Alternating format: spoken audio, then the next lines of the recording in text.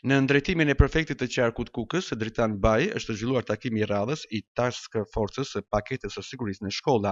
një strukturë e ngritur për të koordinuar institucionet përgjegjëse dhe për të garantuar standarde më të larta sigurie në ambientet mësimore. Ky takim u zhvillua në kuadër të angazhimit të vazhdueshëm të institucioneve vendore dhe qendrore për të përmirësuar kushtet e sigurisë dhe mbrojtjes së nxënësve në një kohë kur shkolla mbetet një nga hapësirat më të rëndësishme të formimit dhe zhvillimit të brezit të ri. Gjatë mbledhjes, vëmendja kryesore u kushtua zbatimit praktik të masave të sigurisë në përditshmërinë e shkollave, duke analizuar mënyrën se si këto masa po funksionojnë në terren dhe cilat janë sfidat që kërkojnë ndërhyrje më të shpejtë dhe më efikase. Një nga pikat më të rëndësishme të diskutimit ishte bashkëpunimi aktiv dhe koordinimi i vazhdueshëm ndërmjet strukturave përkatëse, përfshi institucionet arsimor, organet e rendit, njësitë e pushtetit vendor, shërbimet emergjente dhe aktorë të tjerë që kanë rol në garantimin e sigurisë në shkolla. Sipas pjesëmarrësve, vetëm përmes një bashkëpunimi të ngushtë institucional mund të sigurohet reagimi i shpejtë dhe efikas për çdo problematikë që mund të shfaqet në ambientet shkollore apo në afërsitë e tyre. Në përfundim, u rithekësua se siguria në shkolla mbetet një prioritet i përhershëm, ndërsa puna e Task Force-s